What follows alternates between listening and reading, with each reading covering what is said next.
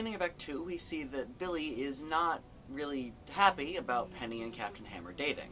Although I suppose that's actually kind of obvious. And we see this really as the turning point of Dr. Horrible's character.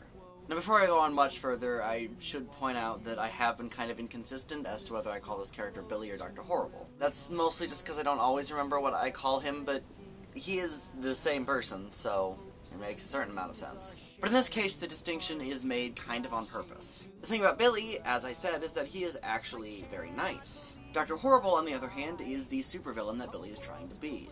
And this is really the moment where Dr. Horrible becomes more like Dr. Horrible. Because this is the moment where he actually finds himself becoming more evil.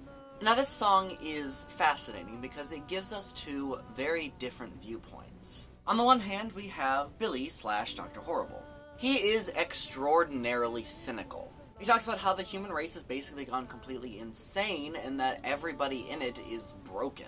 On the other hand, we have Penny. Now, Penny has already been established as a kinder individual, and this shows that very well. Penny's section of the song is much more hopeful.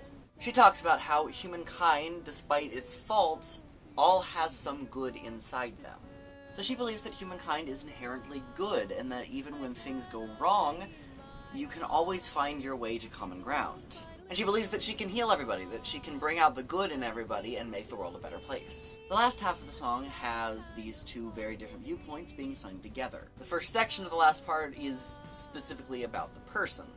So Billy sings about how Penny's not noticing him, and because of this is why he's turning evil, and Penny is singing about how Captain Hammer is making her happy.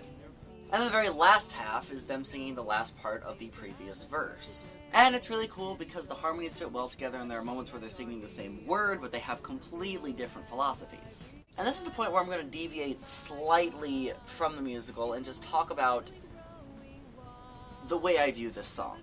Which may be more philosophical than Joss Whedon was going for, but it is what it is. This song has two vastly different viewpoints on humankind. We have the completely cynical side, and we have the completely hopeful side. Now, I don't truly believe that there is anybody in the world who is completely and utterly a cynic and completely and utterly hopeful. I think we have people in the world who are a little bit of both. And so this song kind of represents the struggle that each human being has to go through. The struggle between these two vastly different sides, the cynic and the hopeful. But you can't really exist with just one or just the other. They work together, they come in harmony to help you view your own opinions about humankind. So again, maybe slightly more philosophical than he was going for, but I certainly think it's really cool. So, that's it for this week's song.